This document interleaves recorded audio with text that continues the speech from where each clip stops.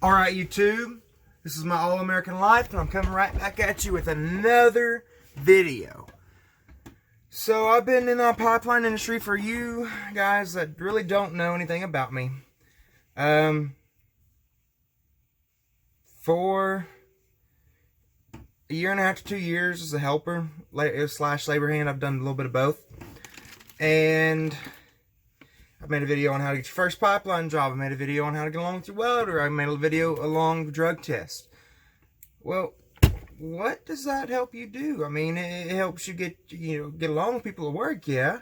It tells you how to get your job, yeah. It tells you how to pass your drug, well, not how to pass your drug test.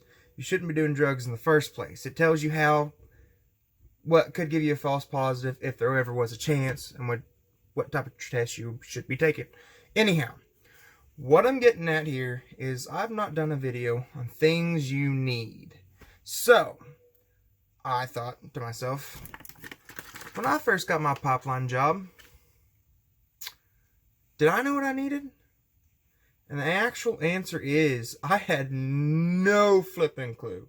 If you guys know my story from the How to Get Your First Pipeline Job video, you'll know that I just called up a random number, and the first person that called me back was the people that gave me a job. Hold on a second. Anyhow, that being said, I didn't know what I needed. And YouTube kind of helped me. The guy that I talked to told me what I should have, he didn't really tell me what I should have. He kind of just said, hey, make sure you bring this. And what was that one item I needed? Steel-toed boots. So when you first get your first pipeline job, there's one thing you're going to need, and that's steel-toe boots. There's a lot of guys that don't wear them. I've seen guys get in trouble for not wearing them. But for the majority, everybody wears them. Not very often they check, but you really should wear steel-toe boots. I have, on one occasion, had an incident to where I will probably never not wear steel-toe boots. There will be an exception here in a little bit. That I will never not wear steel-toe boots. And so what happened was, I actually was one day we were doing just a 16-inch pipe, fabrication, whatever. Dead of winter, cold, tired, about a year ago. I hated it, right? Bad day, windy, whatever. You're not paying attention to stuff that's going on, and it's a miserable day, and you just, by chance, you got these boots that aren't steel toed that you decided to wear that day. Well, me, by myself, have the stag line moving this piece of pipe. We go to set it down the skids. Well, it's such a massive piece of fabrication that when it goes down, this end over here that's already on the ground that we're laying down is not always going to stay. It'll swing out. Well, guess what happened? It swung out, hit my foot, and I was in pain for like a week straight. And that's not a joke, and this is a true story. And ever since that incident, I understand the fact that I could have broken my foot. I understand the fact that if I was in the wrong situation, toes could have been gone, foot could have been gone, Steel-toe boots are the way to go. Now, there are some different types of steel-toe boots you can get. You can get the steel-toe boots you can get steel-toe boots that are actual steel toes, and then there's this stuff called composite. So in the wintertime, it can get a little cold. At least people complain about that. I never have worried about it. I always wear wool socks. Anyhow, it can get a little cold, and the steel toes, the composite's nicer because you don't get too cold. Anyhow, so what type of steel toe boots do I have right now? I have these. Not everybody likes Justins, but they get me by. I got some Justins right here, and they are exactly what I need. I enjoy them. But I also go through a pair of boots like every 4 or 5 months, so I always get the cheaper option. Justins aren't as expensive as some boots. I've seen people buy work boots for $300 or $400. I'm only spending like 150 cap. The other option you can do is, if you don't have very much money, and this is actually what I did, The day I got the call from the pipeline company, excuse me, I went to Walmart, and at Walmart they have these brown boots that are lace up that are steel toed. They're like $49, something like that. Anyhow, those boots, I went through like 4 pair of those suckers before I finally got real boots. They only last about 3 months when you're working hard. In the wintertime, a little bit less because they don't dry out as quick, and so you want to dry them off. And what happens is you do something stupid like leave mud on them and then hit them with something hot like a weed burner, and next thing you know they're shriveling up, and the laces never last on them. You're always having to buy new laces. That's just the inevitable truth. But if you're not willing to spend the $150 plus, or even $100 plus for a good pair of boots, I'd say just go to Walmart, get you some of them brown ones. They're kind of like high tops and they got little laces on them. They'll be good enough. That's what got me. Now, I kind of made a list of things you need. However, while I'm on the subject of shoes, Muck boots are not a need, but they make your life so much easier. Most Muck boots aren't steel toe. And again, I said very few times have I ever seen them checked. So I know people that have been, actually I spoke to a welder when I was buying my current pair of Muck boots, and he said that he's had the pair he's had for like 3 years, and they're not steel toed, and nobody ever checked. But again, I went back on the whole thing, how I'll never wear anything that's not steel toed. But steel toed Muck boots are amazing. There's going to be so many situations after a rain, a snow, if you're below a water table in a bell hole, hit a spring, cleaning up after, like, just anyway, there's so many different situations where there's going to be water and mud that Muck boots will make your life easier. Because then once you get out of the muck, pull your Muck boots off, put them back in the box, back in your truck, put on your other steel toe boots, go back to work. Now that's the first thing you need is steel toe boots. Muck boots are optional. Now that is not I would not say that's the most important thing you need. The most important thing you need is a vehicle, and not getting a ride from somebody else. I've seen people do that for a while. It just doesn't really work out. I was on a job site where a weld boss needed to send these 2 brothers. They rode together to work every day. And that was all fine and dandy while we were at this one location. But in the event that one of those helpers, welder, needed to go to a different job location, we then ran into an issue, because now who's going to get to work? And then other helpers would have to go switch off from their welders, which is not a good situation, and you should never be doing that, and to go help other welders on a different job location. And it's an inconvenience to the weld boss. It's just something that, you need to be able to get to work. If you're going to make money, you need to get to work, right? So that's the first thing you do, is you need to get to work. And when you get to work, and I'm going to say what type of vehicle you might need. I work in a facility right now, so we're inside of a fence. It's gravel, real nice. There's a guy that drives a Mercedes, for crying out loud, to work. I don't know why he does it. There's another guy that drives a Ford Platinum, like, car of some sorts. I really don't know. Like, brand new. You don't need to be doing that. You can do it kind of when you're in a facility, because you have the convenience of the gravel. You can park it and then walk.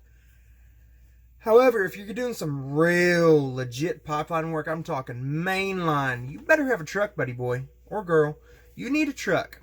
You 100% need a truck. It doesn't have to be 4-wheel drive. However, if you don't want to be pulled out all the time from getting stuck after a storm, going up and down hills, going through boggy bottoms, get yourself a 4-wheel drive truck. You can find them on Facebook that run and drive. They're not pretty. In reality, you just need a work truck. It doesn't have to be pretty. It needs to get you from A to B. Doesn't have to be pretty. Work truck, best condition, 4-wheel drive. Find those anywhere from like $1,000, $1,500 to $4,000 or $5,000, and that's to me. I mean, that's real reasonable. That may not be reasonable to you, but if you're gonna get in this line of work, I would strongly advise getting a truck, and a truck that is 4-wheel drive. Now, those are the 2 things you need so far. You need muck boots, not muck boots. Those are optional. You need steel-toe boots. You need a vehicle. Now, you get to work. You got your steel-toe boots. What do you need now? Well, you need to have a phone, because you need to be able to collect the numbers of almost everybody there. Of all the other welders, of your foreman, of your superintendent, of the guys in the office. That way now, if there's ever a situation, you can get in contact with somebody. If you sleep in on accident, not advise it, you will get you fired doing it too much. You're going to be late. Call somebody, let them know you're going to be late. You're sick. Call somebody, let them know. You need to be at 9 or midnight the night before. You get a text message saying, hey, we're not working tomorrow. You need a phone. Let's say that same instance.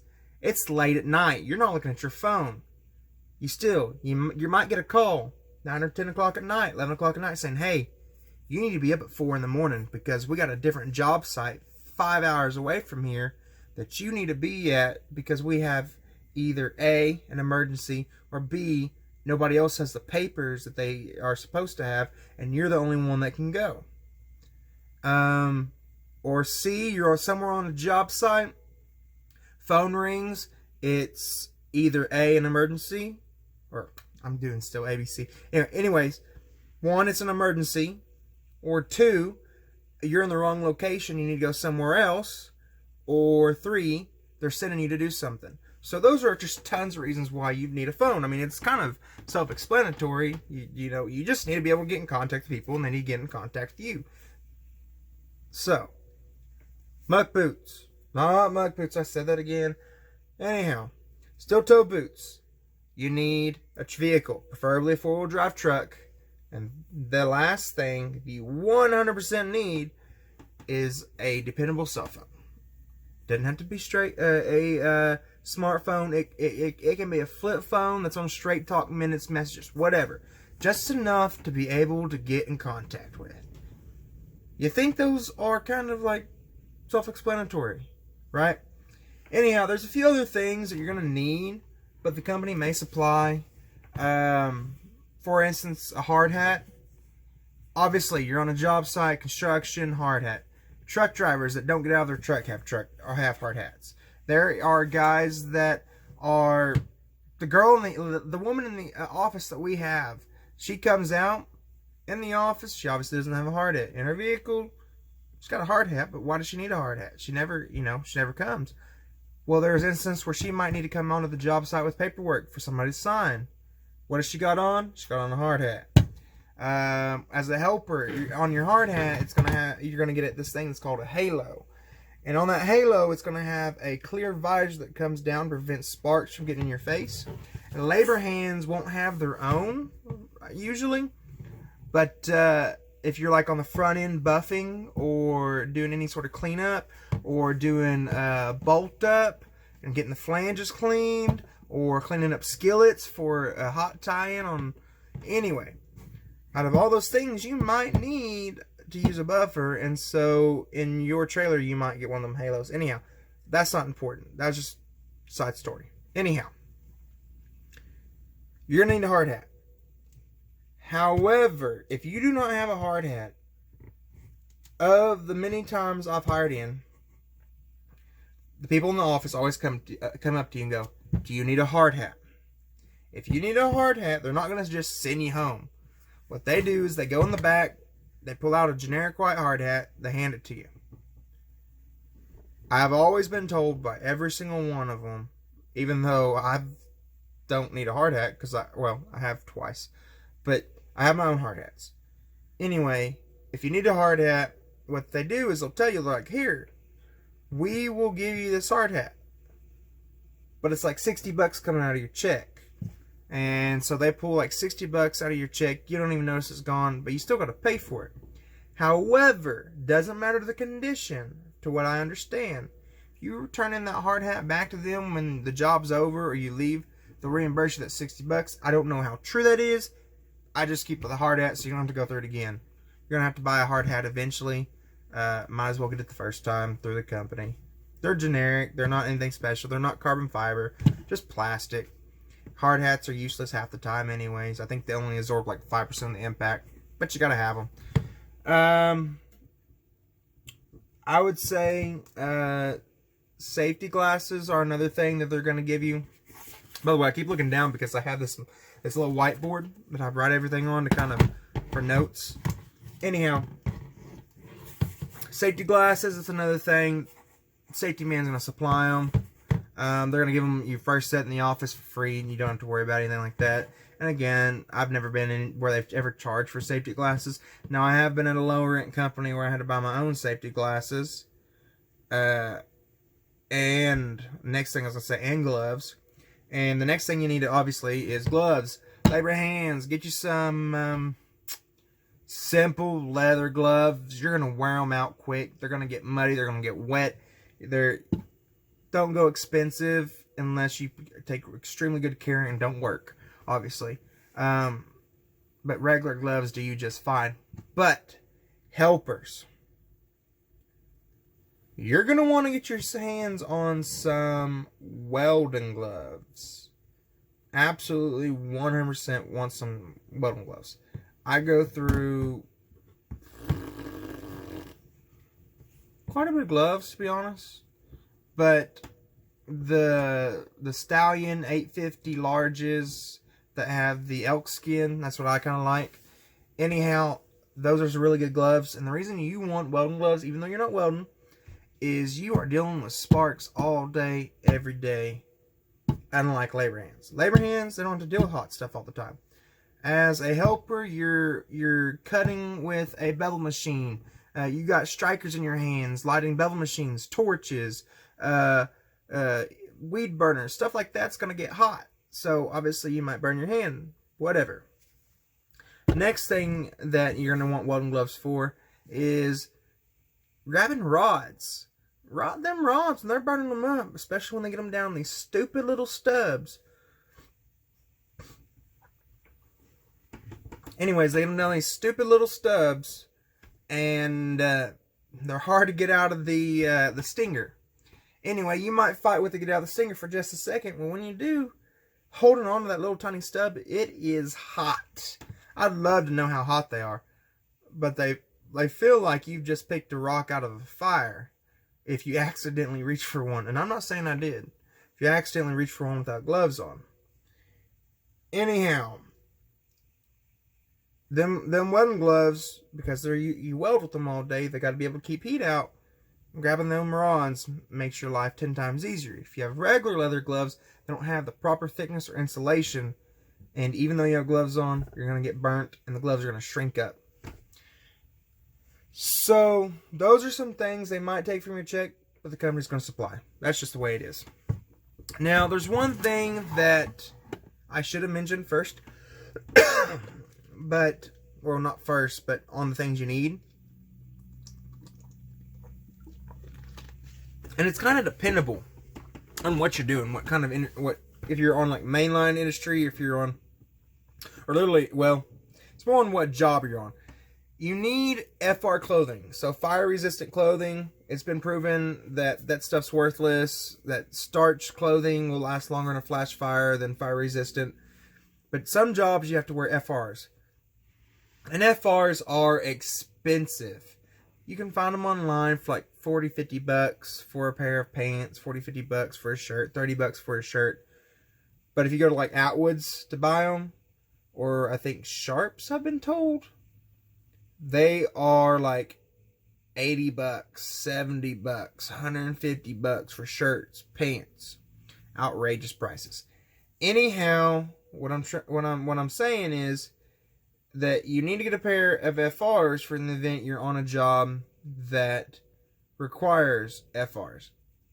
So if you're in a facility within, like, I think the facility I'm in right now, they say if you're within 150 feet of an active line above ground, you're required to have FRs on.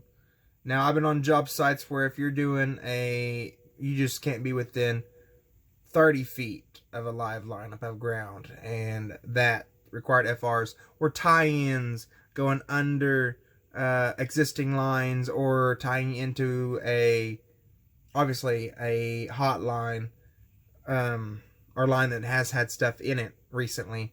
That all obviously requires FRs. But if you're like on the main line, which a lot of you probably will be when you first get started, that is going to be something that you're probably not going to need FRs unless the company, what company was it? Not Cardinal. It wasn't Cardinal. There's a gas company somewhere out. They do a lot of lines in southwestern Oklahoma. No, well, really more like Edmond, Chickasha area. Anyhow, every job you're on, they require FRs. It doesn't matter if it's mainline in the middle of a field and there's no line crossings for a mile. You got to have FRs on. It's cover their butt. It's retarded. I mean, I've heard words saying that FRs stand for freaking retarded, but that's all it is. Not that I'm demonetized, but saying that now, I'm probably going to get demonetized. Anyhow, you need some FRs in the event keeping your truck on mainline. You need them. But for the most part, you won't. But if you're in a facility like I am, it's required just every day to have FRs on. You're always going to be near a hotline, even though they say 150 feet. You're always You're always near them. So just wear FRs every day. Or don't, and hope you don't get caught. I don't suggest that, but some people do. Now, for accommodation, or I guess your housing options, if you're near your house, that's amazing. Not very many people get that opportunity. Capitalize on it. What you need to do is stay at the house. Sometimes they say if you're within 60 miles, they're not going to pay per diem. That's a bunch of load of crap. If you got to be outside that 60 miles, use somebody else's address. Get your per diem. But capitalize on the fact you are at the house with your family and having the opportunity to still do things that you might be able to do that you wouldn't be able to do on the road. I'm talking about family events, anything like that. Sleeping in your own bed. Now, if you're not near enough the house to be able to go home every night, like anything over like an hour and a half maybe, there's some options. So when I first started, I was staying in hotels. Matter of fact, there's a guy I work with right now. He's been helping for about a year now. He still stays in hotels. But hotels can be expensive.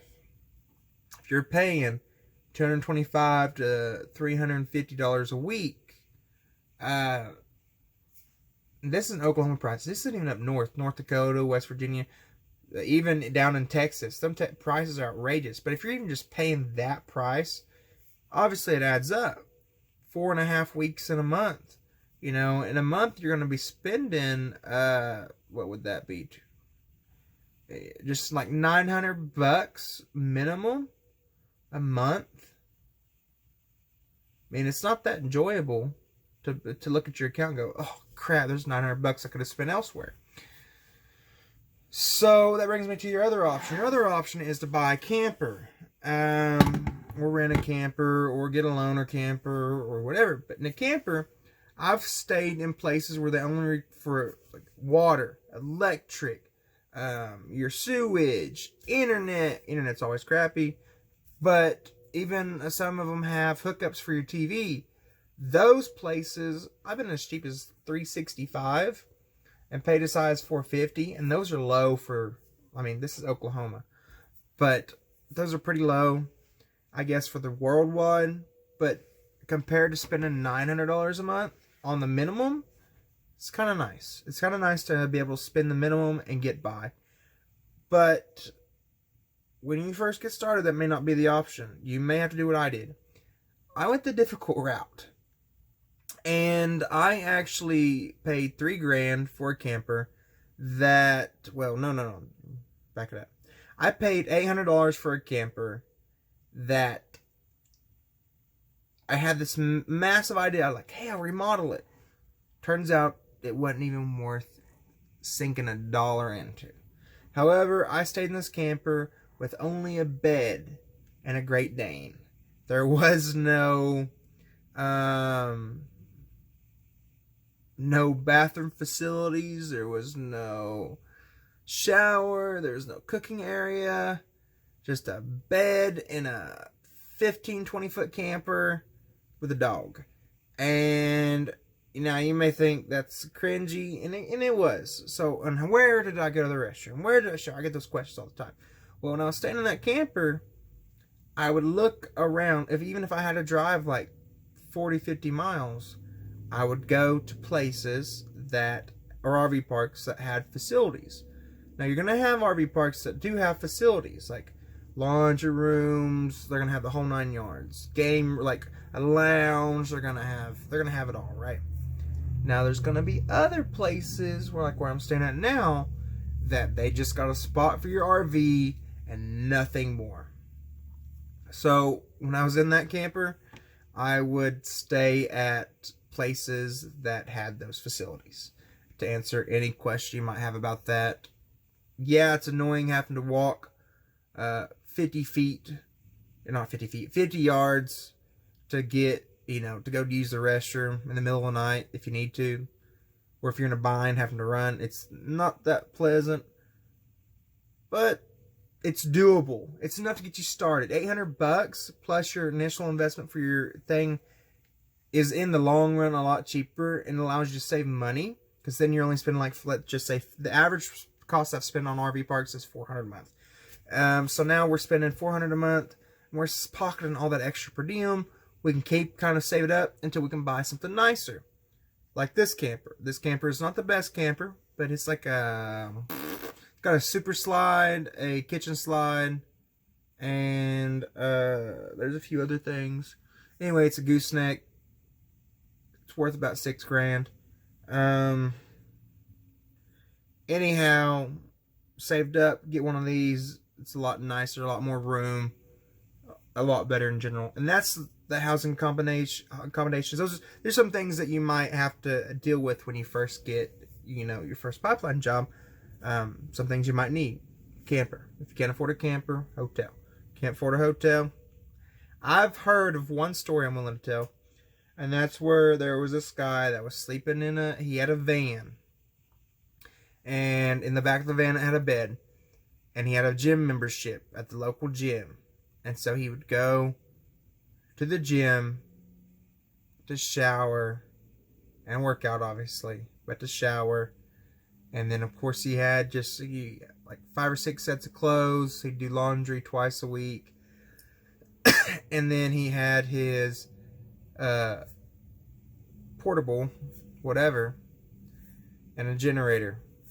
And lived like that off the right-of-ways. Which I don't know how you could get away with that. Or just on the side of the road. But I've heard stories.